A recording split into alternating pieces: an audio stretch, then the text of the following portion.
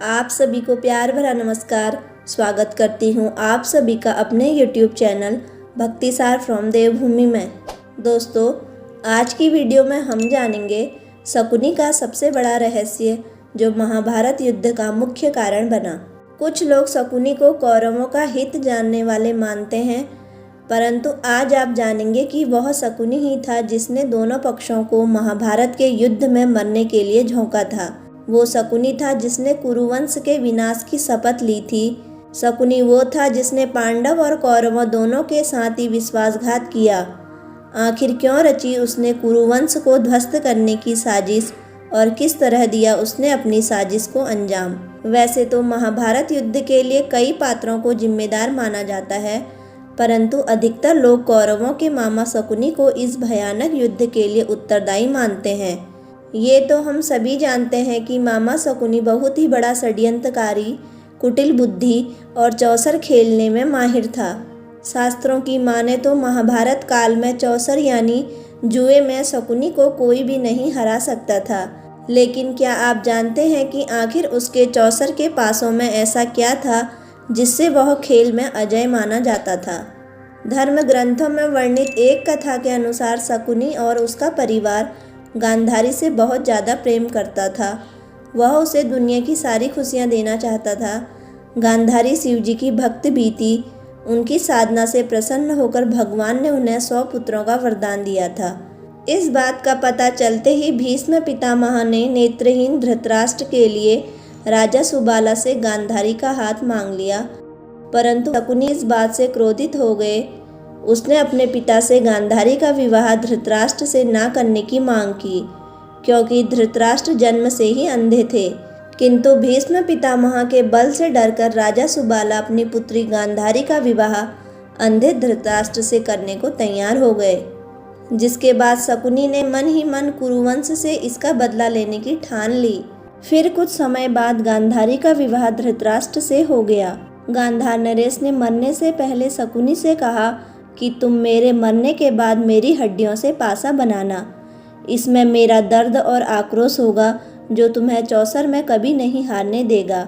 ये पासे हमेशा तुम्हारी आज्ञा मानेंगे और जब भी तुम पासा फेंकोगे निर्णय हमेशा तुम्हारे पक्ष में होगा। अपनी पिता की मृत्यु के बाद शकुनी ने उनकी कुछ हड्डियां अपने पास रख ली थी। ऐसा भी कहा जाता है कि पासों में उसके पिता की आत्मा वास कर गई थी, जिसकी वजह से वह पासे शकुनी की ही बात मानते थे। शकुनी जुआ खेलने में पारंगत थे। उसने कौरवों में भी जुए के प्रति मोह जगा दिया था। उसकी इस चाल के कारण केवल पांडवों का ही नहीं बल्कि कौरवों का भी भयंकर अंत छुपा था, क्योंकि शकुनी ने कौरव कुल के नाश की प्रतिज्ञा ली थी और उसके लिए उसने दुर्योधन को अपना पहला मोहरा बना लिया था। वह हर समय केवल मौके की तलाश में रहता था, जिसके चलते कौरवों और पांडवों के मध्य भयंकर युद्ध छिड़ा और कौरव मारे गए। जब युधिष्ठिर को हस्तिनापुर का युवराज घोषित किया गया, तब शकुनी ने ही लाक्षागृह का षड्यंत्र रचा और सभी पांडवों को लाक्षागृह में जिंदा जलाकर मार डालने का प्रयास किया। वह किसी भी तरह से दुर्योधन को हस्तिनापुर का राजा बनते देखना चाहता था, ताकि उसका दुर्योधन पर मानसिक आधिपत्य रहे और वह मूर्ख दुर्योधन की मदद से भीष्म पितामह और कुरुवंश का नाश कर सके। शकुनी ने ही पांडवों के प्रति दुर्योधन के मन में बैर जगाया और उसे सत्ता को लेकर लोभी बना दिया। शकुनी के कारण ही महाराज धृतराष्ट्र की ओर से पांडवों व कौरवों में होने वाले मतभेद के बाद पांडवों को एक बंजर क्षेत्र सौंपा गया था, लेकिन पांडवों ने अपनी मेहनत से उसे इंद्रप्रस्थ में बदल दिया। युधिष्ठिर द्वारा किए गए राजसूय यज्ञ के समय दुर्योधन को यह नगरी देखने का मौका मिला। महल में प्रवेश करने के बाद दुर्योधन ने इस जल की भूमि को एक विशाल कक्ष समझकर कदम रखा और इस पानी में गिर गया। यह तमाशा देखकर पांडवों की पत्नी द्रौपदी उस पर हंस पड़ी और कहा कि अंधे का पुत्र अंधा है। यह सुनकर दुर्योधन क्रोधित हो गया। दुर्योधन के मन में चल रही बदले की इस भावना को शकुनी ने बढ़ावा दे दिया और इसी का फायदा उठाते हुए उसने पासों का खेल चौसर खेलने की योजना बनाई।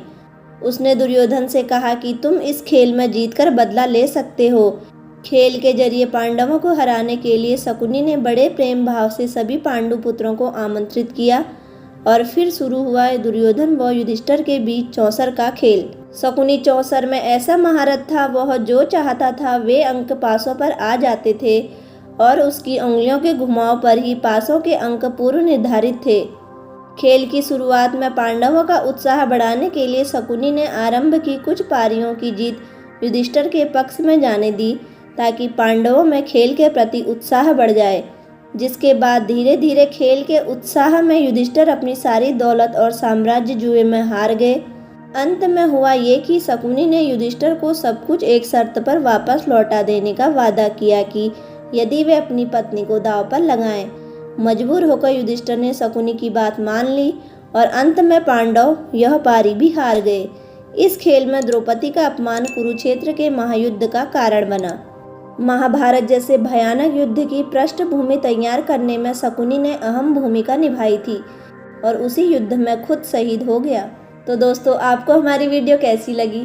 प्लीज़ कमेंट बॉक्स में अपनी राय ज़रूर दें और इसी तरह की वीडियो देखने के लिए हमारे चैनल को लाइक, शेयर और सब्सक्राइब ज़रूर करें। धन्यवाद।